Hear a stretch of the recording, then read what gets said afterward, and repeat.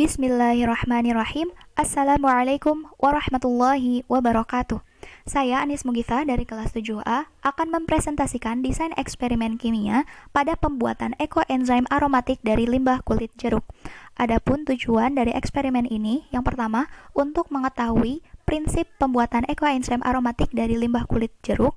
Yang kedua, menganalisis sifat fisik dan sifat kimia ekoenzim aromatik dari limbah kulit jeruk berdasarkan observasi dan studi literatur. Dan yang terakhir, menganalisis manfaat ekoenzim aromatik kulit buah jeruk berdasarkan studi literatur.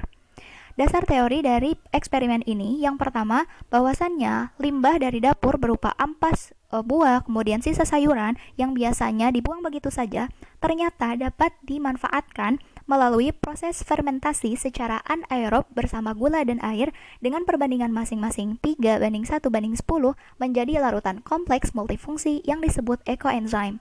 Proses pembuatan ekoenzim bisa didasarkan pada perbandingan volume wadah atau perbandingan massa dengan proses penimbangan.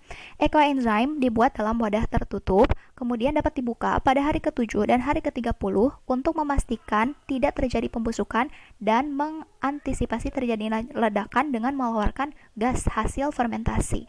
Kemudian dilanjutkan fermentasi selama 3 bulan untuk daerah tropis dan 6 bulan untuk daerah subtropis, hingga akhirnya ekoenzim dapat dipanen. Untuk menghasilkan ekoenzim yang beraroma segar, dapat digunakan bahan organik yang memiliki aroma segar, seperti kulit dari buah famili jeruk-jerukan, kemudian menambahkan 10% bahan organik lain seperti serai, pandan, kemangi, dan lain sebagainya. Ekoenzim aromatik yang dihasilkan dapat dijadikan sebagai penjernih udara dan aroma terapi. Dengan cara yang praktis dan ekonomis, kita juga dapat mereduksi polusi metana atau CH4 yang dihasilkan dari limbah organik. Selain itu, ekoenzim juga dapat digunakan sebagai air purifier atau penjernih udara, anti odor atau anti bau, dan dapat menstabilisasi ozon dan memperbaiki lapisan ozon di atmosfer. Ekoenzim mengandung setidaknya 5 jenis enzim fungsional, diantaranya amilase, protease, kaseinase, lipase, dan selulase, serta beragam metabolit sekunder kaya manfaat seperti flavonoid, quinon, saponin, alkaloid, dan kardioglikosid. Adapun alat bahan yang digunakan relatif mudah didapatkan, diantaranya air sebanyak 1 kg. Di sini untuk jumlahnya mengikuti perbandingan ini. Bahan organik 3, gula perbandingan 1, dan air perbandingan 10. Maka kulit jeruk digunakan sebanyak 250 gram, serai sebanyak 50 gram, dan gula merah sebanyak 100 gram. Kemudian untuk alatnya toples dengan tutup, kemudian pengaduk, saringan atau bisa menggunakan kain bekas, pisau dan telanan untuk memotong bahan sebanyak 1 buah masing-masing, kemudian trayek pH dan indikator pH atau pH meter ini kondisional untuk mengetahui tingkat keasaman atau pH dari ekoenzim yang dihasilkan. Kemudian dibutuhkan spidol atau label untuk menandai dan botol reagen untuk menyimpan ekoenzim yang sudah diperoleh atau dipanen. Untuk prosedur percobaan diawali dengan penyiapan alat dan bahan, kemudian air yang hendak digunakan itu diendapkan selama 24 jam. Setelah itu disiapkan toples dengan kapasitas yang lebih besar dari total bahan yang digunakan, kemudian ditambahkan bahan gula sebanyak 100 gram, kemudian bahan organik yang terdiri dari 250 gram kulit jeruk dan 50 gram serai, kemudian diberi label mengenai komposisi waktu panen. Setelah itu ditutup dan disimpan di tempat sejuk, kemudian toples dibuka pada hari ke-7 dan ke-30.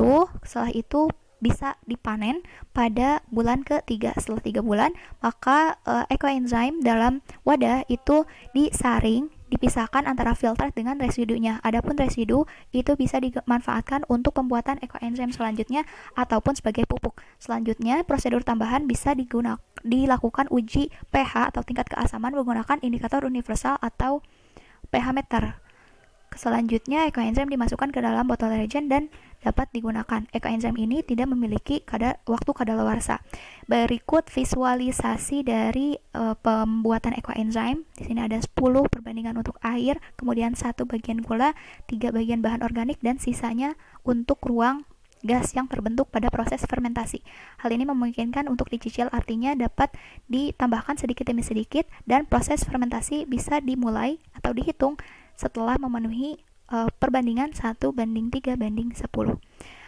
hasil pengamatan dari fermentasi yang sudah dilakukan pada minggu pertama itu dihasilkan banyak gas dan gasnya tidak berwarna, kemudian terlihat dari wadah atau toples yang mengembung seperti itu, kemudian dihasilkan embun, dan pada bulan ke satu atau minggu keempat itu dihasilkan alkohol gitu ya, karena tercium bau alkohol dari cairan.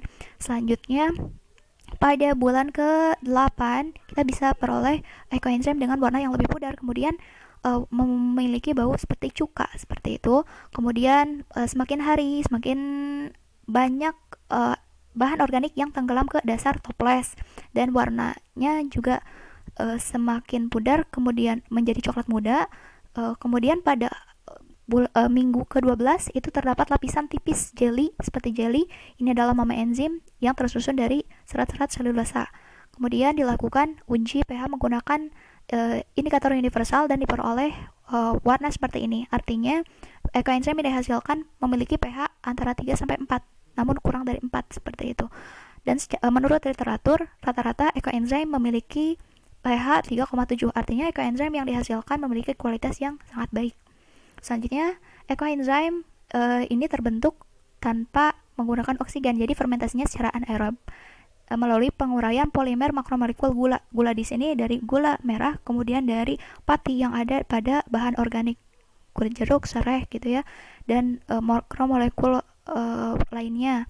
Sehingga pada bulan pertama itu diperoleh alkohol, kemudian pada bulan kedua diperoleh cuka, dan pada bulan ketiga diperoleh enzim. Adapun wadah fermentasi itu harus tertutup dan disarankan bermulut lebar untuk mengantisipasi ledakan agar tidak terjadi konsentrasi penumpukan tekanan gas di dalam wadah, kemudian memudahkan proses panen. Sementara wadah harus berbahan plastik atau yang lebih elastis karena wadah kaca itu tidak mentolerir atau terbentuknya gas selama proses fermentasi. Selanjutnya, waktu fermentasi yang berbeda antara daerah subtropis dan tropis itu dipengaruhi karena laju fermentasi ini sangat-sangat dipengaruhi oleh faktor suhu lingkungan. Selanjutnya, tempat fermentasi itu harus sejuk, sirkulasi udaranya baik, dan jauh dari hal-hal yang dapat mengkontaminasi ekoenzim itu sendiri. Selanjutnya, untuk menangani proses pembusukan yang ditandai dengan warna hitam, berbau kuat, dan misalnya tumbuh belatung, itu dapat dengan penjemuran di bawah sinar matahari selama 30 menit dalam 3 hari, kemudian diperiksa kembali dalam 7 hari.